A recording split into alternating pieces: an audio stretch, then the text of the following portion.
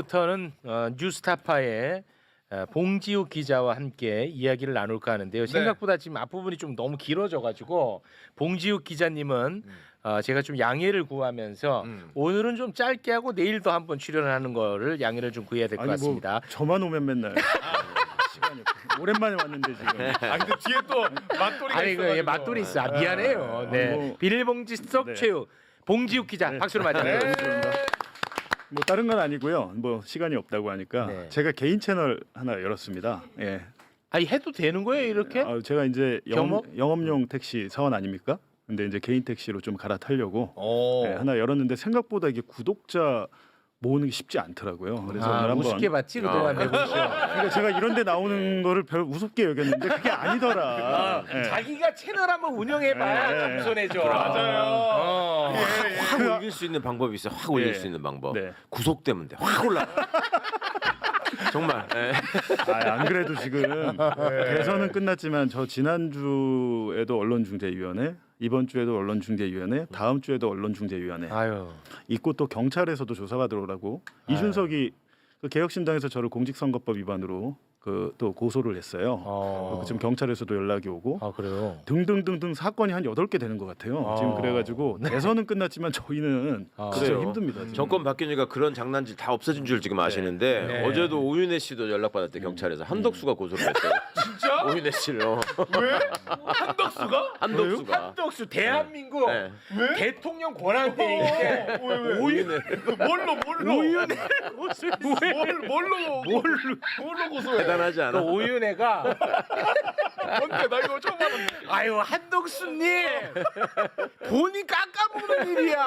나도 그거 보고 진짜 깜짝 놀랐는데 뭐 내가 디테일하게 말하긴 좀 그렇고 오윤회가 어떤 이제 제보를 받아서 그 그렇죠. 제보를 얘기를 했어. 아, 네. 유튜브에서.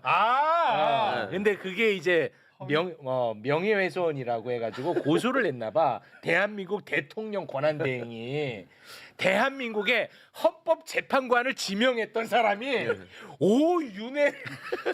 아니 한덕수 요즘 조용하던 집에서 유튜브 아니 보고 있나 그것도 보네. 고소거리도 아니야. 비싼 데 가서 밥 먹더라. 그게 왜 명예훼손이야. 지금 비싼 데 가서 밥 먹는다는 건데. 와, 난 너무 그래서- 놀랬잖아. 아이고 나 진짜. 너무 놀랬어. 그러니까 우리 오윤혜 여사를 존경해야 돼요. 네, 오윤혜 씨한테 거의 연락이 뭐 왔더라고요. 선부요인급이야 이제. 네. 와. 그래 오윤혜 씨도 본인이 이 감정이 헷갈리더라고. 이게 조금 뭐 화도 나는 것도 있고 약간 좀 들뜬 마음도 있더라고. 두 가지 같이 있더라고. 이렇게. 초반에 한두 번 고소당하면 저런데 아, 저희처럼 계속 당하면 뭐 그냥 아무 감정이 없어요. 아, 네. 뭐 감정이 아이고, 없고 뭐 힘들지. 예를 들면 경찰에서 뭐 무혐의로 끝났다고 불송치 결정서 집으로 보내주잖아요. 기쁘고 이런 것도 없습니다. 그냥 힘들죠. 끝났구나 이렇게 생각하는 건데 힘들지. 어찌됐든 봉지욱의 오프 더 레코드. 네. 이 지금 많은 분들이 보고 계시는데 이런데 나오는 게 되게 귀한 일이더라고요. 그러고 보니까 이제 뭐 정신 차렸네. 지금 25만 분 보고 계신데 네. 방송 끝나기 전에 딱 3만 분만 그래요? 부탁드리겠습니다. 오늘 많이 됐구만. 25만 원이 작다 그러시면 안 되지. 아니 아니요. 동시 시청자가. 아, 동시 자기, 네. 자기 구독자가 네, 아니고. 그럼 앞으로 제가 지우가 이렇게 불러도 될까요? 안 되죠. 어리잖아요, 저. 물이 덜 빠졌어. 물이 안 빠졌다. 구독자 많으면 형입니다. 형님으로 보시면. 그렇지. 지금 현재 3만 5천 명이니까 5만. 이 방송 끝날 때 5만까지 올려주면 5만. 지우가 이렇게 해도 될까요? 잠깐만 한번 체크. 이미 넘었을 수 있어요. 근데 이게 타이밍이 아쉽다. 최욱 씨가 지금 3만 7천 명이니까 5만 정도 하시죠. 네. 5만의 지우기야. 인정하겠습니다. 지우가. 최욱 인정. 얼마 전에 그 제가 너무나 사랑하고 애정하는 이명수 기자한테 네. 아, 예. 둘이 막 통화를 하면서 네. 막 고들먹거리면서 야, 그 최욱이 우리보다 어려. 아 맞아. 최욱이한테 당당하게 행동해 막 그러더라고. 이명수 채널을 보세요.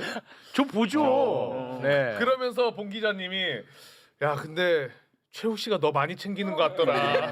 부러워해.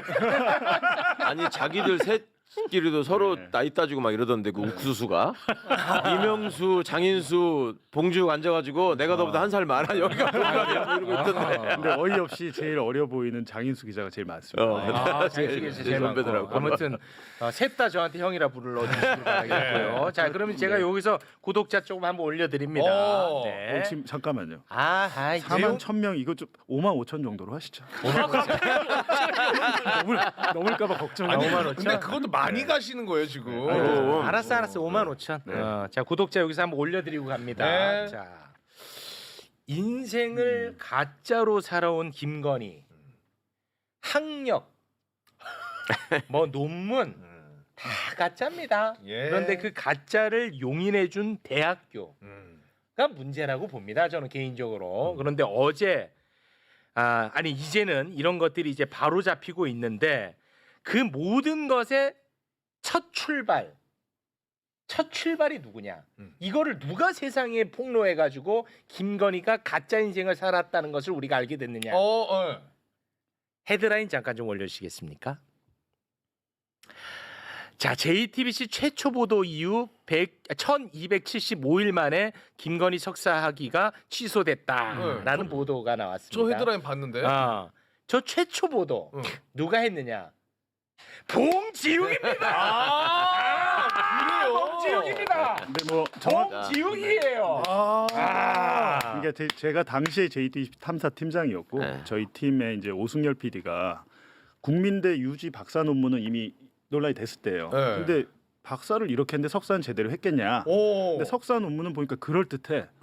파울 클레라고 추상화의 할아버지쯤 돼요. 그렇죠. 우리는 전 파울 클레 그때 처음 들었는데 우리는 네. 주로 칸딘스키 많이 알잖아요. 칸딘스키. 칸딘스키는 아버지이고 할아버지 뻘은 파울 클레신데 네. 그냥 저희가 봐도 약간 허접한 거예요. 허접했는데 소위 말하는 그 논문 표절 프로그램 카피킬러에 돌려봤는데 20몇 프로밖에 한 20% 나왔나? 별로 안 나왔어요. 그래서 저희 오승열 PD가 보니까 대조군이 너무 없는 거야.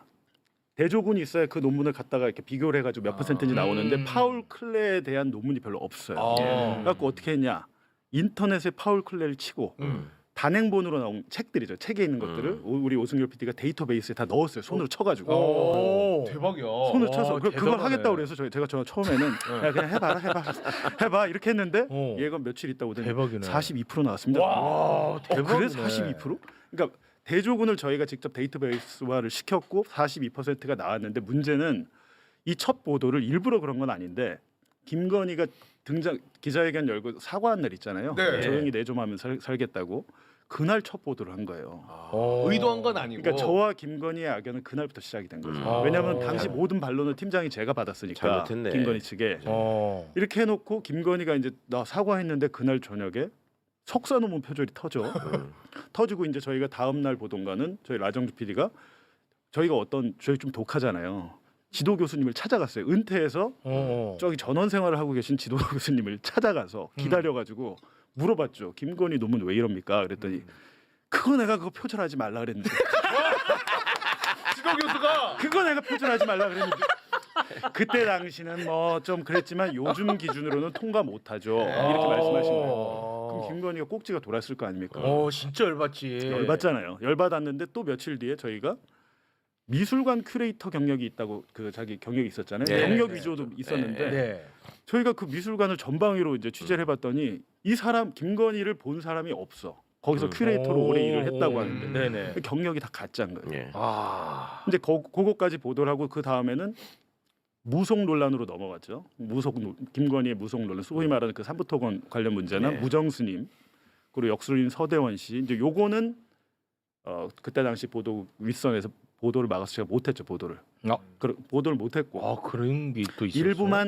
일부만 온라인 기사는 팀장 권한으로 낼 수가 있어서 제가 아주 몇 개만 그냥 취재한 게 아까우니까 저희 애들이 한 2달 동안 취재한 건데 아까워서 이제 온라인 보도로 냈죠. 근데 그때가 마침 스트레이트에서 이명수 7시간 녹음 파일을 했을 때인데 지금 이제 제가 이명수랑 많이 그 얘기를 하는 게 참 아깝다. 김건희 본인 입으로 얘기하는 그 무속에 대한 믿음이나 이런 뭐 의존도 같은 게 있잖아요. 네. 이것과 우리가 준비한 게 같이 만났으면 정말 큰 폭발력을 가질 수 있었는데 아깝다는 게 일이 안 되려면 그렇게 안 되는 거죠. 네. 그렇게 해서 이제 했는데 어찌됐든 이 사건이 그때 당시 이제 막 숙명여대가 뭐 조사 한 해 만에 하는데 사실 이거 아무것도 아니거든요. 그냥 취소하면 되는 건데 그렇지. 총장이 바뀌고 나서도 굉장히 지지분진했잖아요. 아, 그러니까. 저희 보도하고 막 뭐 진짜. 국회에서 부르고 하니까 당시 그 장윤금 총장인가 그분 막 해외 나가고 난리도 아니었어요. 아, 막 국정감사 때. 열받아. 근데 거의 4년 만에 3년 넘게 질질 끌다가 이제야 됐는데 이제 저희는 끈 다 떨어지니까. 저는 왜 이걸 중요하다고 봤냐면 숙명여대. 석사가 취소되면 박사가 자동 취소잖아요. 네. 네. 그렇기 때문에 전 중요하다고 본 거죠. 자, 어제 그 숙명여대 국민대 그거 입장을 좀 전하고 갈까요? 일단 숙명여대 교육대학원위원회가 총장에게 학위 취소 결정을 최종 보고를 했습니다. 그래서 김건희 석사 학위를 취소했다라고 숙명여대가 밝혔고요. 이제서야. 예, 이제서야 밝혔습니다. 에이구. 그리고 2008년에 박사학위를 받은 국민대도 학위 취소 절차에 들어갔습니다. 그러니까 에이구. 이제 조만간 국민대도 최종 결정이 내려지지 않을 국민대가 근데 정말 나빠. 아, 국민대가 제일 나쁜 게 뭐냐면 맞습니다. 지금 마지막까지도 논문에 대한 이야기를 하지 않고 석사 취소하니까 이제 박사 예, 취소해야죠라고는 얘기를 해. 마지막까지 얼마나 비겁합니까? 세상에 이게 이거. 무슨 대학교입니까? 그렇게 말입니다. 정말 이게 그러니까 말도 안 저는- 되는. 아, 요것도- 진짜 고졸인 너가 너무 부럽다. 나 괜히 대학 나왔어 진짜. 이 뭡니까 이게 대학교가? 근데 이게 그 중간에 이제 JTBC가 그러니까 제가 나오고 한 이유가 뭐 복잡하게 제가 안 그래도 하도 궁금해하시는 분이 많아서 책으로 하나 쓰려고 그래요. 어떤 일이 있었는지 지난 대선 때부터 쓰려고 하는데 이거에 대해서 거의 신경을 안 쓰다가 딱 취소한다고 발표가 나니까 갑자기 JTBC가 그 우리가 한 겁니다. 뭐 이러면서 숟가락을 딱 놓더라고요. 중간에는 중간 보도 아무것도 안 했어요. 왜냐하면 저도 이제 탐사팀장일 때 나갔죠. 그러면서 팀이 거의 와해가 됐어요. 와해가 되는 과정이 있었는데 갑자기 숟가락을 놓더니 이제 이것도 그렇고 김재규 재심 그것도 이제 저희 팀에서 보도한 거잖아요. 근데 그것도 갑자기 숟가락을 놓더라. 그러니까 이제 이런 것들이 언론은 특히 이제 조중동 제가 많이 비판하는 이유는 종편을 갖고 있잖아요. 조중동과 그 종편의 그 방송 뭐랄까 스탠스가 비슷한 데도 있지만 보도 스탠스가 JTBC 같은 경우는 굉장히 복잡하죠. 왜냐하면 손석희 사장이 있을 때 없을 때가 있었고 시기별로 또 다 달라요. 그래가지고 오늘 내가 중앙일보에서 대통령실 뭐 청와대 출입을 하다가 내일 JTBC 정치부로 발령이 나요. 그럼 내가 어제 썼던 기사를 뒤집어서 써야 되는데 그걸 참 잘해야 돼요. 그걸 잘하는 사람이 계속 왔다 갔다 하고 승진을 합니다. 아니 너무 좀 네. JTBC 까지 말고. 까딱이보다는 이제 그런 사실이 있다. 그런 말씀드립니다. 아니 사실 저 문제가요. 네. 지금 특검 수사 과정에서도 굉장히 재밌어요. 그러니까 기자들이 저한테 이러저런 거 물어보러 전화 많이 오는데 제가 첫마디가 항상 그래. 아유 5년 동안 뭐 하시다가 지금 이렇게 궁금해졌을까? 그동안에 왜 안 했을까? 최강욱 그러고 있거든. 아 최강욱 대단한 최강욱이야. 대단한 최강욱이야. 네. 맞습니다. 네. 야. 그리고 아까 뭐 아산병원 말씀 잠깐 하시던데 안 그래도 뭐 저희도 암기 있습니까? 저희도 진작에 뭐 제보가 좀 왔었고 네네. 말씀하신 그 최모인데 그분이 전력이 있더라고요. 전력이 예전에 태광 이호진 회장 맞아요. 그 사람 보석해줄 때 그 진단서를 해주신 분인데 그때도 편히 봐준 사람이. 와. 근데 이호진 회장이 지병은 있죠. 간질환이 있었는데 네. 풀어줬더니 갑자기 술 먹고 다니고 그때 내일 모레 거기다- 죽는다고 해서 예, 풀어줬거든. 걸려가지고 근데 한간에는 그때 당시 태광 직원들 그때 당시 왔던 제보입니다. 확인된 건 아니지만 룸사롱에서 회의한다고 그러더라고요. 아, 진짜. 그래서 기자들이 그 제보를 받고 막 쫓아다니다가 떡볶이 집에서 발견한 거예요. 그러니까 500 시켜 먹고 떡볶이. 하다가 보석 취소가 됐잖아요. 네. 근데 그분이 이번에도 힘을 썼다라는 게 아산병원 내부 다른 의사의 제보였습니다. 이거 좀 봐봐. 이게 다 나온다고. 다 나오네. 야, 하여튼 국자 들어가는 사람한테 다 제보한테 최욱한테만 안 해줬네. 하여튼 김건희는 꼭 그런 사람을 좋아해. 그러니까. 뭐가 정상적인 거로는 없어요. 그러니까. 뭐든지 줄 타고 들어가서 이렇게 특혜를 받는 거야. 네 그리고 하나 더 그 아까 캄보디아 말씀하셨어요. 캄보디아. 상대적으로 이 뉴스공장에 비해서 여기가 캄보디아를 주목을 안 하는 것 같더라고요. 캄보디아 근데 좀 아마 주목 많이 합니다. 캄보디아의 어디랑 비교하면서 관련- 나 비하하지 마, 지우가. 너 지금 구독자 많이 늘었어, 지우가. 지우가. 아직 5만 천이다잉. 5만 천 안 넘었다. 계산은 빠르네. 계속 체크하고 있죠. 죄송합니다. 넘을까봐 걱정된다. 얼른 하고 가. 그러니까 빨리. 형님, 그 캄보디아 말씀 좀 해주시죠. 네, 캄보디아 말씀. 결국에는 이제 대경제협력 차관이 돈 빌려주는 거예요. 네. 그냥 주는 건 아닙니다. 받을 돈인데 사실상 못 받아 거의 많이 뜯기거든요. 네. 그렇죠. 순수한 목적에서 주는 뭐 그러니까 주다시피 하는 건데 문제는 캄보디아가 윤석열 정권 때 7억 불에서 대경제협력 차관이 30억 불로 4배가 뻥튀기가 돼요. 네. 근데 2023년에 도이치모터스의 그 자회사인 도이치파이낸셜이 캄보디아에 진출을 합니다. 아. 그 현지 은행을 인수를 해요. 아 잠깐만. 요거는 중요한 얘기를 빨리 하지 말고 2023년에 그러니까 네. 윤석열 정권 때 도이치 파이낸셜이 캄보디아로 진출해. 현지 은행을 인수해 버려요. 와 현지 은행을 인수해요? 1금융은 아니고 이제 소위 말하는 우리로 치면 저축은행 같은 2금융인데 금융을 100% 인수를 합니다. 도이치파이낸셜이. 근데 이때 당시 2023년에 차관이 30억 불로 늘어요. 늘고 2024년 실제로 집행이 되기 시작했어요. 근데 오, 저희가 이제 네. 확인한 부분은 그건데 네. 히림 종합건축사무소란 곳 네. 네, 거기도 히림. 지금 진출해 있습니다. 캄보디아에. 히림이 히림이 진출해 캄보디아에 언제 진출했는데요? 있어요. 그 시기입니다. 그 시기에 다 진출했어요? 윤석열 정권에서 야, 장난 진출을 아니네. 해서 어. 소위 말하는 우리가 그 어려운 나라를 도와준 이유는 뭡니까? 다리도 놓고 뭐 도로도 만들고 이렇게 하라고 하는 거 아니에요. 사회 간접 자본들 확충해라. 네. 이제 그런 큰 공사에 이제 히림들이 참여하고 있다는 제보가 있었고 도이치파이낸셜이 사실은 이제 현지에 진출했는데 현지 교민들의 제보는 최은순 지분이 들어 있다. 자기들은 그렇게 안다는 거예요. 그리고 거기서 이제 중요한 것은 안에서 캄보디아 현지에서 컨트롤해야 될 사람이 필요하잖아요. 네. 그분이 특정이 됐습니다. 오. 현지에서. 음. 캄보디아 아까 그 갔잖아요. 애 안고 사진 할 때 네. 캄보디아 그 순방을 그때 갔었잖아요. 네, 김건희가 윤석열이랑. 갔죠. 네. 갔었는데 그 당시에 그 동포 만찬을 하지 않습니까? 가면 네. 거기에 딱 나와 계시더라고요. 정확하게 그 현지에 그 컨트롤 하시는 분이 사진이 찍혀 있겠네 예, 그러면. 정확하게 나와 있어요. 예. 어. 정확하게 나와 있는데 이제 저희가 의심하는 것으로는 네. 캄보디아 그 정부의 협조 없이는 불가능해요. 거기서 빼먹는 거는. 협력 차관이라는 거는 수출입 은행에서 그냥 돈을 주면 그래서 네. 알아서 쓰는 거잖아요. 네. 근데 한 가지 이상한 건 우리가 30억 불이라고 하면 4조가 넘는데 이 돈을 빌려주면 빌려준다고 끝이 아니잖아요. 이걸 회수할 수 있는지 계속 네. 체크를 하고 이 돈이 어디 쓰였는지 우리가 알 관리를 필요가 해야지. 있잖아요. 그렇죠. 2024년에 넘어간 돈에 대해서 어떻게 쓰였는지 지금 우리 정부가 모릅니다. 와. 이게 한 번에 넘어가진 않고 이게 분기별로 나갈 이게 시기별로 나갈 텐데 저희가 이제 국회를 통해서 외교부에 요청을 했는데 네. 없어요. 그게 총 얼마예요?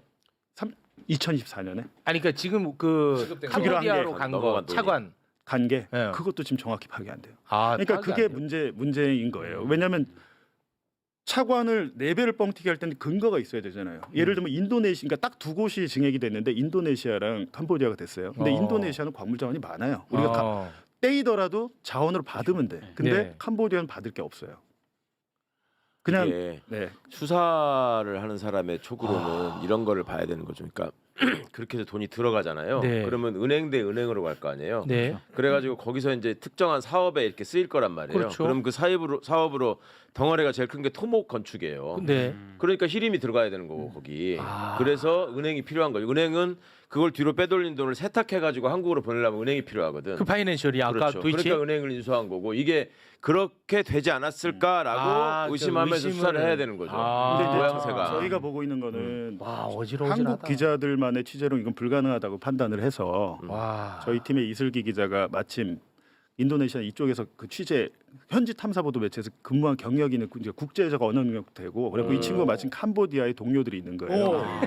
그 동료들이 보니까 반 훈센 총리잖아요. 캄보디아가 네. 지금 그 아들이 총리를 하고 있는데 훈센을 비판하다 잘린 기자들이에요. 그러니까 오. 정부 비판 보도를 오. 했던 마침 우리 같은 사람들이 어. 거기 있는 거예요. 그래갖고 캄보디아의 봉지욱이야. 네. 어. 그분들과 지금 한 두세 분과 손을 잡고 네. 이제 중요한 것은 훈센이 우리나라를 엄청 많이 왔습니다. 그렇죠. 방문을 엄청 많이 했어요. 아 윤석열 정부 때. 예, 윤석열 정권 때 오. 많이 왔어요. 근데 중요한 것은 현지 정부가 협조를 안 주면 돈 빼먹기 어렵잖아요. 네. 근데 저희가 의심하는 지점은 짰구나 이거. 훈센이랑 예, 짰구나. 그렇게 보는 거죠. 그래갖고 그 부분을 지금 이제 취재에 들어갔고 조만간에 저희 기자들이 캄보디아 현지로 갈 텐데 저야 뭐 이제 얼굴도 특이하고 이렇게 못 가고 이제 저희 얼굴이 안 알려진 기자들이 현지에 가서 야, 이 대박 나겠는데. 한번 해야죠. 그러니까 너무 이상한 일들이 많은데 이게 다 우연이라고 보기에는 어렵다는 저희가 판단을 한 거죠. 와. 그게 그 캄보디아가 독재 국가일 뿐만 아니라 왕국이에요 이게 또. 네. 왕하고 또 저기를 하면 지금 이게- 세계 최장기 독재 국가라고 하는 이유가 아들이 총리고 네. 그 아버지는 총리하다가 지금 물러나서 상원 의장을 하고 있대요. 네. 그리고 훈센 총리를 비판했던 기자가 막 없어졌다가 몇 달 만에 나타나서 유튜브에서 다시는 훈센을 비판하지 않겠다고 아, 그래요? 자아 비판을 하게 만든 야, 재밌네. 나라라고 하더라고요. 네. 야, 근데 아무튼 그 도이치 파이낸셜이 2023년에 캄보디아 가서 현지 은행을 인수한 거는 팩트고 네. 거기에 최은순 지분이 있다라는 것은 그냥 아직까지 소문이고. 그렇죠. 히림이 진출해서 공사한 것도 팩트예요. 네, 히림이 진출해 있고 와, 그것도 팩트고. 여러 가지로 이제 뭐 그 저희뿐만 아니라 시간 문제일 거라 보고 저는 아까 말씀하셨지만 김건희 관련해서 가장 돈은 액수로 봤을 때 가장 큰 거는 이 사건이라고 저는 생각합니다. 애초에 워낙 크잖아요. 워낙 규모가. 크니까. 네.